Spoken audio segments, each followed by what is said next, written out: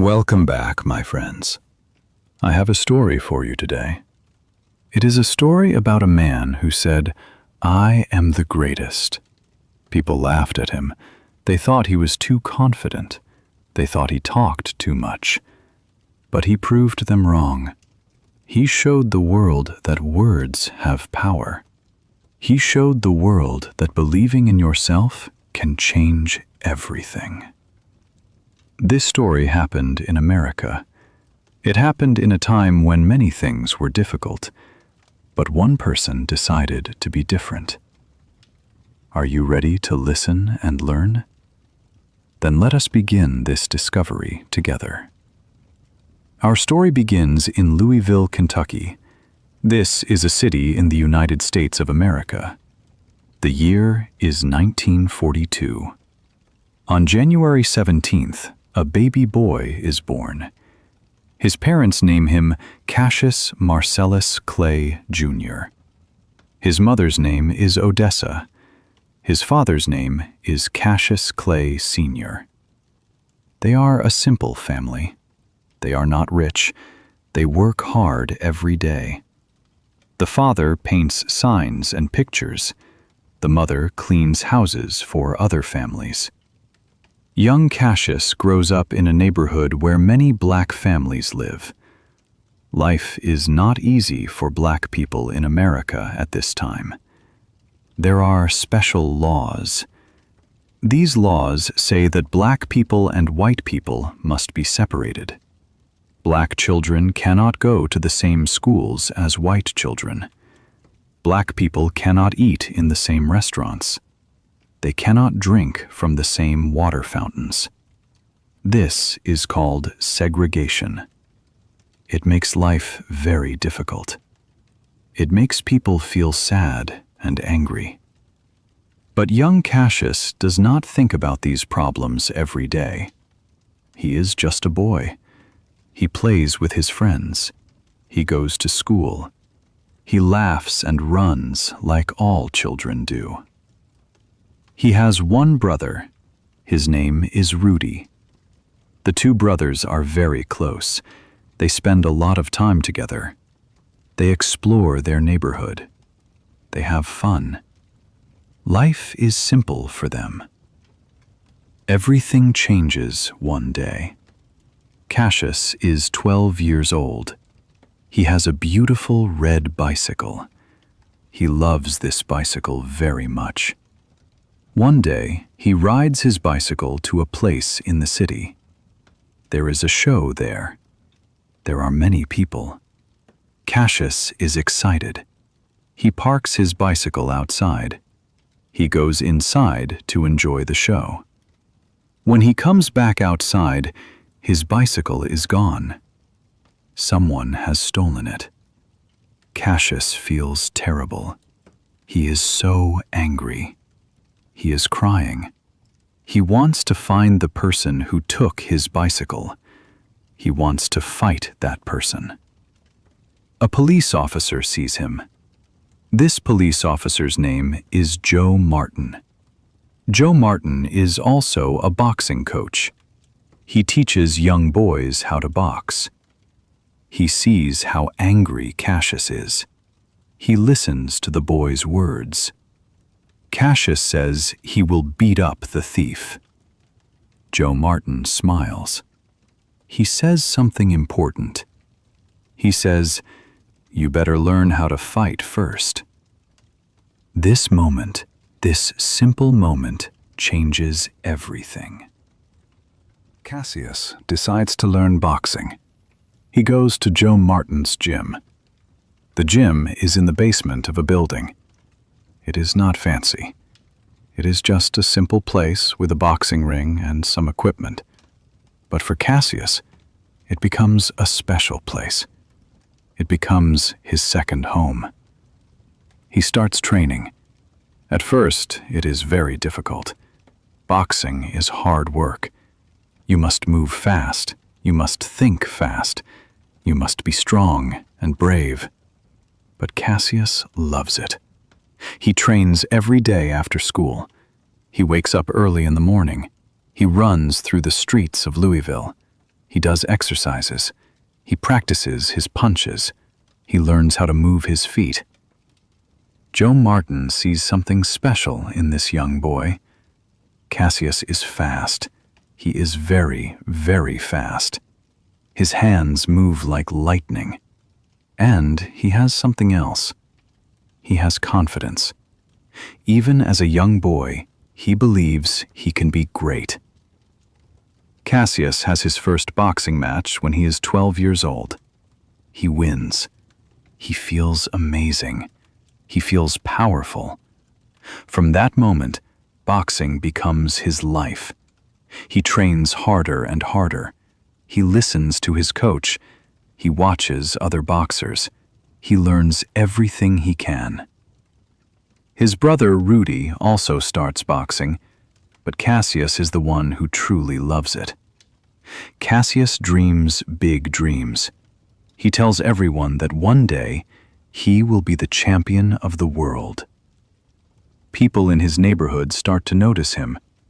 They see this confident young boy. They hear him talking about becoming the greatest. Some people laugh. They think he is just a child with big dreams. But others see his talent.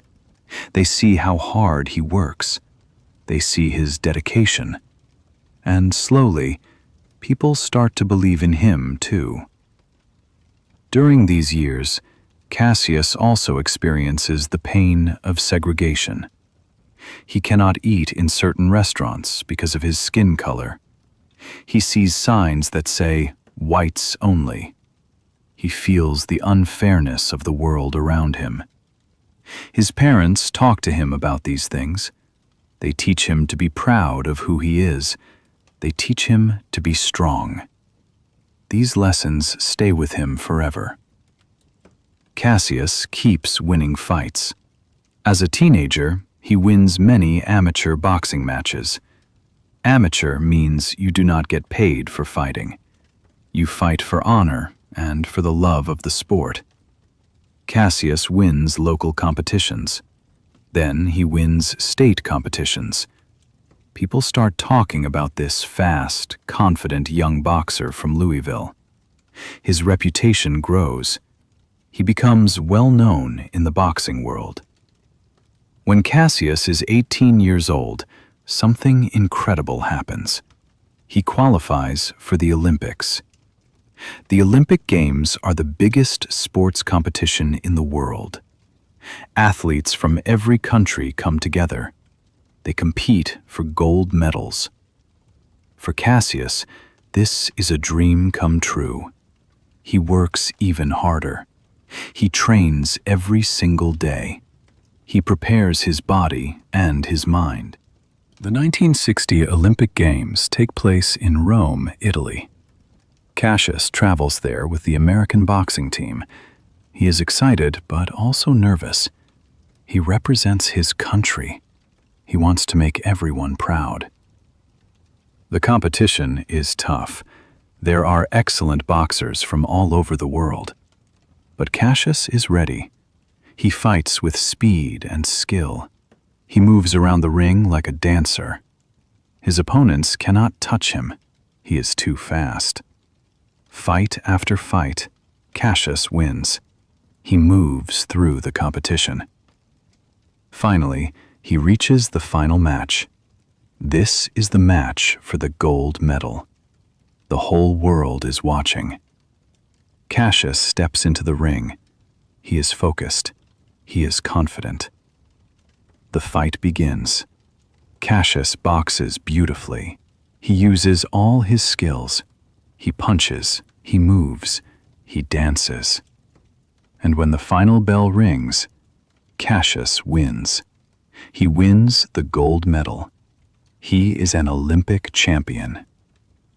Cassius is so proud. He wears his gold medal everywhere. He even sleeps with it. This medal means everything to him. It represents his hard work. It represents his dreams. When he returns to Louisville, people celebrate him. He is a hero. But something happens that breaks his heart. He goes to a restaurant with his gold medal. He wants to eat there. But they refuse to serve him. Why? Because he is black. Even though he is an Olympic champion, even though he won for America, he still faces discrimination. This moment changes something inside Cassius. He realizes that winning is not enough. He realizes that the world must change. But for now, he focuses on boxing. He decides to become a professional boxer. Professional means you fight for money. It is your job. Cassius needs people to help him. He needs managers and trainers. He finds a group of businessmen in Louisville. They agree to support him. They give him money for training and living. In return, they get a percentage of his earnings. Cassius moves to Miami, Florida. He trains with a famous trainer named Angelo Dundee. Angelo sees Cassius's potential. He helps him become even better. Cassius starts fighting professional matches. He wins. He keeps winning. But Cassius is different from other boxers. He talks a lot. Before each fight, he predicts which round he will win in. He says poems about himself. He calls himself the greatest. He says, "I am the prettiest. I am the fastest." People are not used to this. Some people love it. They think it is entertaining. Other people hate it. They think he is disrespectful. But Cassius does not care what people think. He knows something important. He knows that talking makes people interested. It makes people want to watch his fights. And he always backs up his words with action. He wins fight after fight. His record is perfect. He never loses. His style is unique. He moves differently than other boxers. He keeps his hands low. He leans back to avoid punches. He dances around the ring.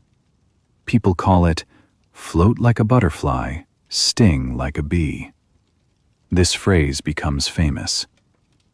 During this time, Cassius meets a group called the Nation of Islam. This is a religious organization for Black Americans. They teach about Black pride and independence. They teach that Black people should be proud of their history and culture. Cassius is interested in these ideas. He starts learning more about the Nation of Islam. He attends their meetings. He reads their books. Slowly, he begins to change his beliefs. In 1964, Cassius gets his biggest opportunity.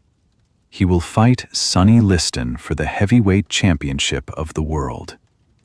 Sonny Liston is the current champion. He is big, strong, and scary. Everyone thinks Liston will destroy Cassius.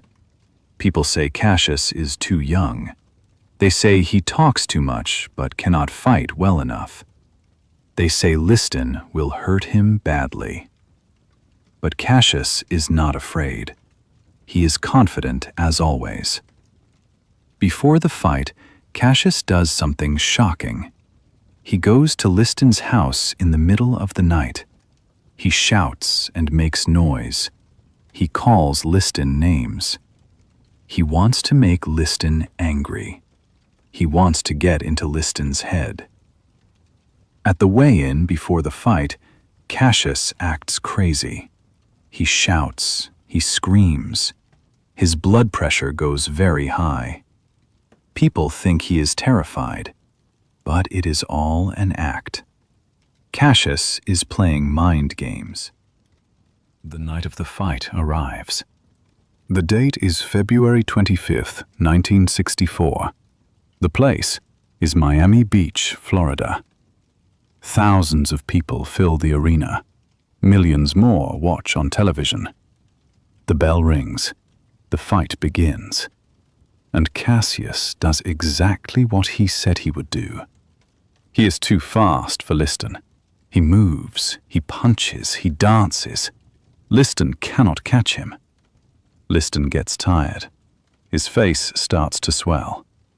After 6 rounds, Liston does not come out of his corner. He quits. Cassius wins. He is the heavyweight champion of the world. Cassius jumps around the ring. He shouts to the reporters. He says, "I am the greatest! I shook up the world!" He is only 22 years old. The whole world is talking about him. But the biggest surprise comes next. A few days after winning the championship, Cassius makes an announcement. He says he is a member of the Nation of Islam. He says he is changing his name. He will no longer be called Cassius Clay. His new name is Muhammad Ali. This name change shocks America. Many people are angry. They refuse to call him Muhammad Ali. They keep calling him Cassius Clay. But Ali does not care.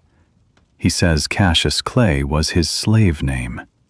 His ancestors were slaves. They were forced to take their owner's name. Muhammad Ali is his free name. It is his choice. It represents who he really is. Ali continues to fight and win. He defends his championship many times. He beats every challenger. He is the best boxer in the world. But in 1967, something happens that changes his life again. America is fighting a war in Vietnam. The government tells all young men that they must join the army. They must go to Vietnam and fight. Muhammad Ali receives this order too. But Ali says no. He refuses to go to war. Why does he refuse? Ali has several reasons. First, he says his religion does not allow him to fight in wars. He is a Muslim. He believes in peace. Second, he says the Vietnamese people never did anything bad to him. He asks a famous question. He says, "Why should I go thousands of miles away to kill poor people when there are problems here at home?" He is talking about racism in America. He is talking about how black people are treated unfairly. The government is very angry with Ali. They take away his championship title. They take away his boxing license. This means he cannot box anymore. They also put him on trial. The court finds him guilty. They say he must go to prison for 5 years. Ali appeals this decision.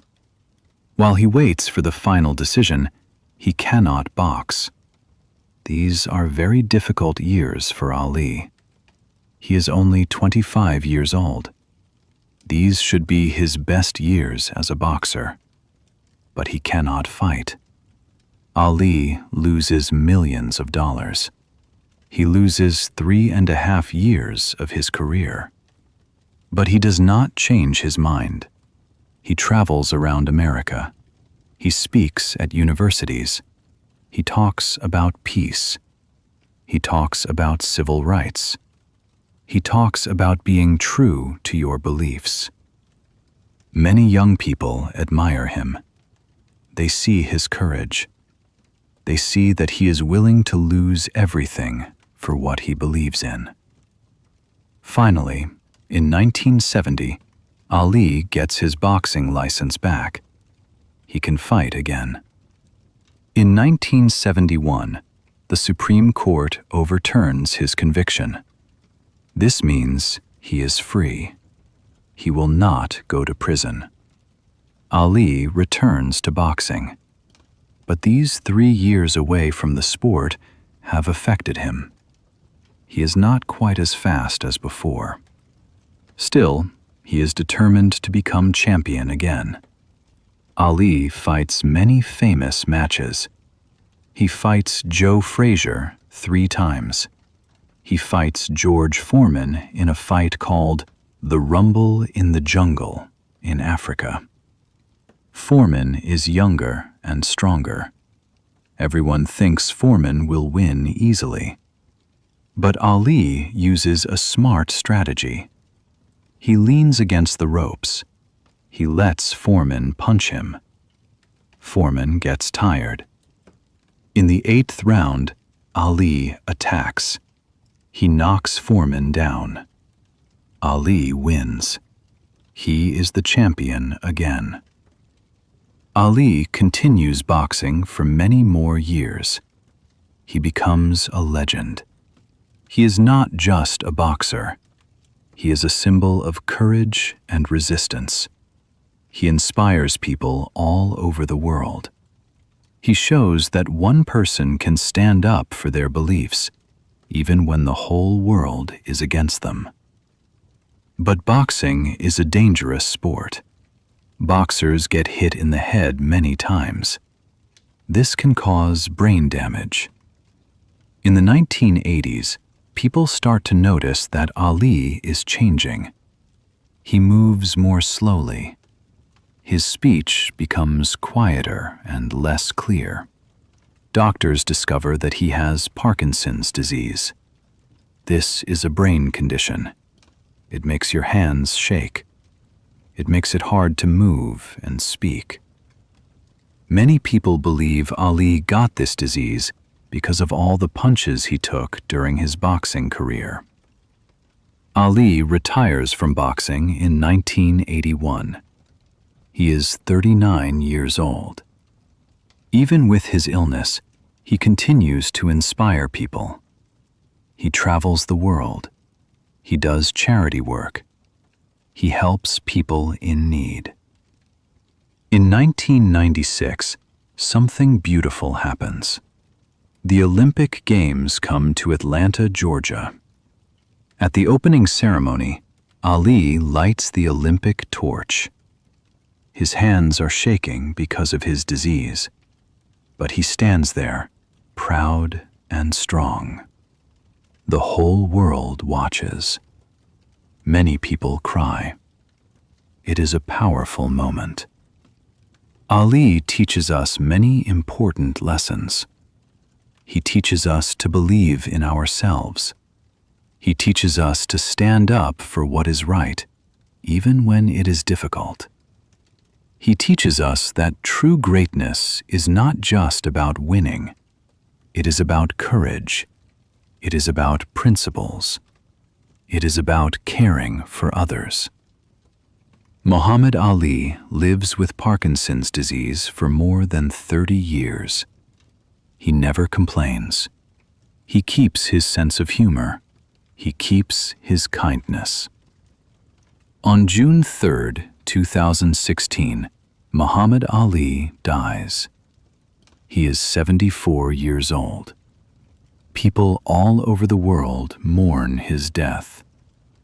They remember him not just as the greatest boxer, but as a great human being. So, my friends, this is the story of Muhammad Ali, a boy who lost his bicycle and found his destiny, a boy who became the greatest boxer in the world, a man who stood up for his beliefs and changed history. His story teaches us that we can overcome any challenge. We can stand up for what is right. We can be brave, even when we are afraid.